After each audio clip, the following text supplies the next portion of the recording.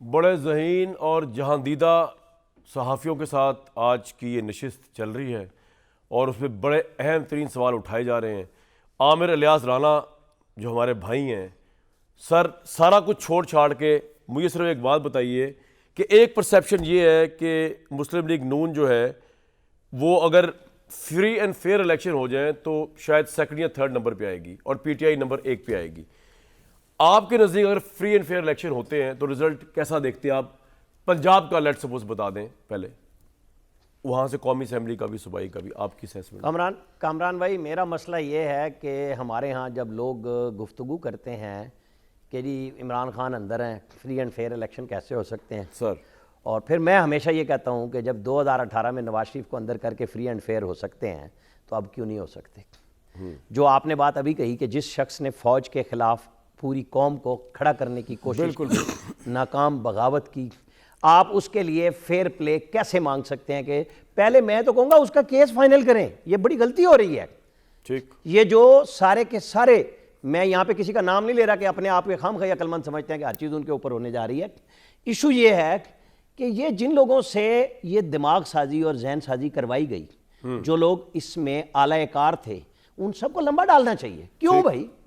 जो आज तक यही हरकत कर रहे हैं, मतलब बहुत सारे लोग तौबा ताइब हो गए कि भाई हाँ हमने गलतियां की, लेकिन ये जो रटे रटाए फिक्रे बोलते हैं उनको ये सोचना चाहिए कि वो आज भी वही जुर्म करने के लिए तैयार बैठे हैं। वो मिलें जिससे मर्जी, हमारा भी दिल करेगा हम जिससे मर्जी चाहेंगे मिलेंगे, हम साफी हैं, इस पर कोई पाबंदी नहीं है।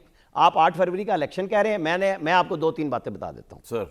पीटीआई कट टू साइज हो चुकी है, फर्दर होगी, कोई रियायत नहीं होगी।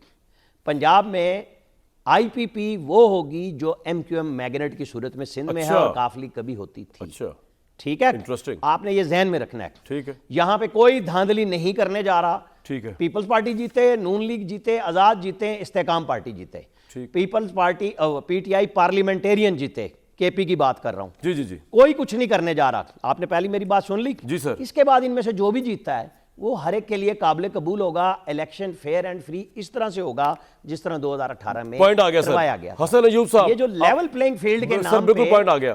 चलें, बिल्कुल सर, आपका बिल्कुल पॉइंट आ गया जी, ठीक है। और आमिर भाई मेरी तरफ से माजरत, थोड़ा अगर वो हो गया मेरी तरफ से, आपको पता है मैं बहुत रिस्पेक्ट करता हूँ और भट्टी साहब को भी माजरत कर रहा हूँ कि प्रोग्राम में अगर इनके साथ कोई कुछ गिला हो नहीं गया। है। नहीं, आप मेरे भाई हैं और भट्टी साहब भाई हैं, हसन अयूब साहब भी भाई। मैं कहता हूँ आपस में। हाँ जी जी जी, आपने एक मिनट, अब आपने चूंकि फिर छेड़ दी बात, मैं आपको बताऊं। मैं तो माजरत की खामोश हो गया।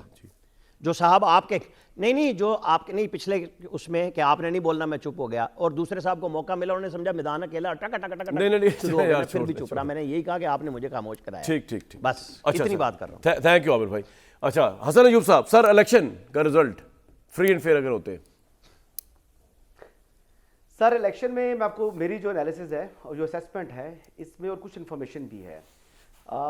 वफाक और पंजाब तो दूर की बात है, केपी में भी उनको हुकूमत नहीं बना पाएगी तहरीक इंसाफ, नहीं बने केपी में भी। बात ये है कि अगर वो 40% वकला को, बिल्कुल सवाल ही पैदा नहीं होता, अगर वो 40% अपने वकला को या 100% भी वकला को वो दे देते हैं, टिकट दे देते हैं, तो उनका बल्ले का निशान तो यकीनी तौर पर के ऊपर, बैलेट के ऊपर होगा और तहरीक इंसाफ के पास ही होगा।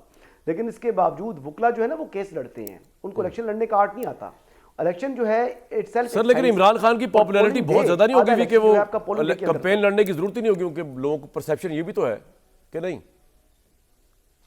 देखिए वो लाडले हैं ना जी, वो आज भी लाडले हैं। आपको मालूम है कि देखिए लाडलापन वो किस तरह है। वो जेल के अंदर भी उनको वो सहूलियात मुयस्सर हैं जो जुल्फकार अली भुट्टो को भी जेल में नहीं मिली थी, बेनजीर भुट्टो साहिबा को भी नहीं मिली थी, नवाज शरीफ साहब को भी नहीं मिली, मरीम नवाज साहिबा को भी नहीं मिली। देखिए आज भी उनको वर्जिश की मशीन। अच्छा, अब मैं आपको बड़ी इंटरेस्टिंग बात बताने लगा हूं। चांस देख सकते हैं हसन भाई, पॉइंट आ गया आपका। आज भी वो अपने बच्चों से ओवरसीज बात करते हैं। बिल्कुल, देखिए आज भी वो ओवरसीज अपने बच्चों से बात करते हैं, जबकि नवाज शरीफ जब अपनी एहलिया को छोड़कर आए थे बिस्तरे मर्ग पर थी, मिलते करते रहे वो सुप्रीटेंडेंट जेल की कि मेरी बात करा दो, तो बात नहीं हो सकी। बिल्कुल, इमरान खान साहब की आज भी अपने बच्चों से ओवरसीज बात होती है अदालत के हुक्म के ऊपर। पॉइंट आ गया। मुझे अभी भट्टी साहब ब्रेक में बता रहे थे कि डिटेल नहीं बताइए, आप बता रहे थे कि आपकी मुलाकात हुई जज अरशद मलिक से उनकी डेथ से पहले। जी जी, आपने कहा डिटेल आप बताएंगे, क्या थी वो, कहाँ हुई मुलाकात, कब हुई? इस्लामाबाद क्लब में मैं एक्सरसाइज करने एक दिन गया तो कितने साल पुरानी बात है ये? इसका मुझे ये कोई उनके मरने से कोई महीना पहले। अच्छा। वो पहली मेरी मुलाकात थी और वो साथ जज अरशद मलिक से। अच्छा। दोस्त ने मुझे ने कहा कि आप इनको जानते हैं, मैंने कहा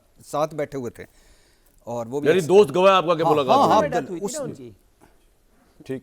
अच्छा सुना जी वाक्य, जी जी सुना। अच्छा तो वो उसने कहा कि ये जज अरशद मलिक है।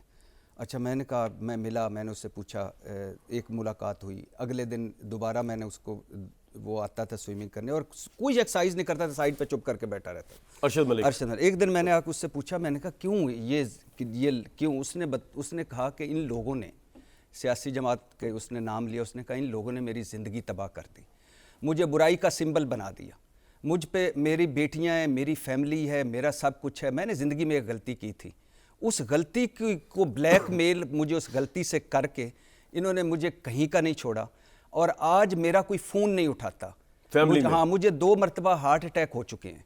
और फिर उसके बाद उन्होंने मुझे कहा कि कोई ऐसा, अच्छा तीसरे चौथे पाँचवें दिन मैंने उन्हें कहा कि आप किसी से मिलें, बुज़ुर्ग से किसी से मिलें, कोई भी रूहानी बुज़ुर्ग या कोई भी जिससे कोई, तो उन्होंने कहा कि आप किसी से मुझे मिला दें, मुझे कोई तस्बीह ले दें। मैंने कहा दरूद पढ़ा करें आप, अल्लाह आपको वो क्या कहते हैं कि ज़िंदगी किसने तबाह की? ये सियासी जमात के बारे में, नून लीग के बारे में कह रहे थे। सारा आप छोड़ दीजिए, क्या क्या उसने जो बातें बताई, अब वो जिंदा होता तो मैं अब वो आज वो सारी खोल के कहता और उसको कहता कि आज पीपल्स पार्टी के बारे में कह रहे थे कि छोड़ दे सर। और ये मुझे दुख इस बात का है कि इन्होंने एक झूठा बयानिया बनाया, 2 नंबर बयानिया बनाया, एक एडिटिंग कट पट करके प्रेस कॉन्फ्रेंस की, उसके बाद जब साबित करने का वक्त आया कि ये इमरान खान इलेक्शन जीतेगा या हारेगा, उसके बाद साबित करने का बाद आया कि नवाज शरीफ साहब को एस्टेब्लिशमेंट ने सजा दिया, उस वक्त ये इमरान खान इलेक्शन जीतेगा या हारेगा बुरी तरह? इमरान खान तो इलेक्शन में है ही नहीं।